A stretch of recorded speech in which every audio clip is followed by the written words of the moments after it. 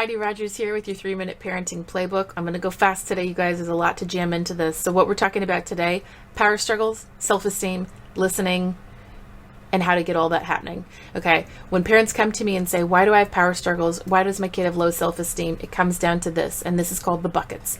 And what the buckets are is basically our greatest fears. Your fears, my fears, our kids. All of us wonder two greatest things.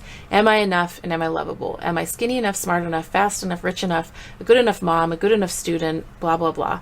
And then am I lovable kind of based on those things? I'm not sure if I'm lovable with how I look, how I dress, where I live, how I talk, what I did on that last test, okay? They kind of go together. If you are filling those buckets enough, am I enough? Am I lovable? If you're depositing into those buckets enough as parents, they will then end up with a bucket called I am okay.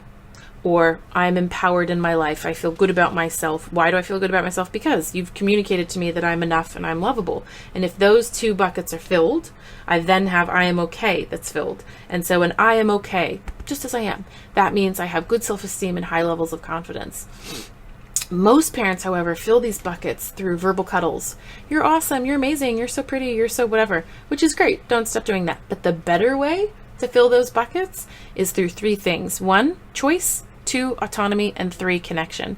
Choice means, do you want the red cup or the blue cup? For an adolescent, it might be, do you want to have tech curfew be 10 or 10:30? Now, the point is not necessarily that they're going to like these choices, because 10 or 10:30, of course they're going to pick 10:30. And if you say, do you want to have, something for dinner, like, what do you want for dinner? They're going to say pizza and ice cream. That's not the point. We always give them choices that are parametered and within parameters that work for us. So do you want to come inside in 10 minutes or 15 minutes? Of course they're going to say 15 minutes, but that's not the point. I communicate to you, you matter, you have worth, you have value, you are lovable, you are enough, you are okay, just by asking you for a choice and asking you for your opinion, okay?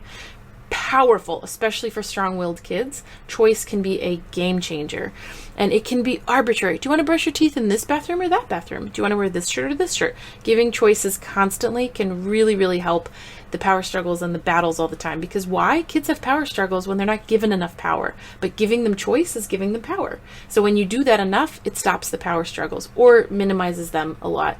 If you want kids to be more cooperative, getting them to have choice opportunities all throughout the day where they can is huge. The second thing is autonomy. So that's walking home from school by yourself, making your own breakfast. Encouraging autonomy and teaching them how to do stuff makes them feel good about themselves, because mom and dad aren't controlling this, and they're letting me have a go, and they're letting me practice, and they're letting me learn. Wow, they must think I'm enough. They must think I'm lovable, that they're teaching me how to do this thing. Cool. So autonomy. And then the last one is connection. And connection is basically validating their feelings, empathizing with them, spending one-on-one time with them. But it doesn't have to be a lot. You can get a lot of connection time in 10 minutes of just having one-on-one time with your child. But the key thing with connection is validating how they feel, not trying to fix it, and empathizing with them.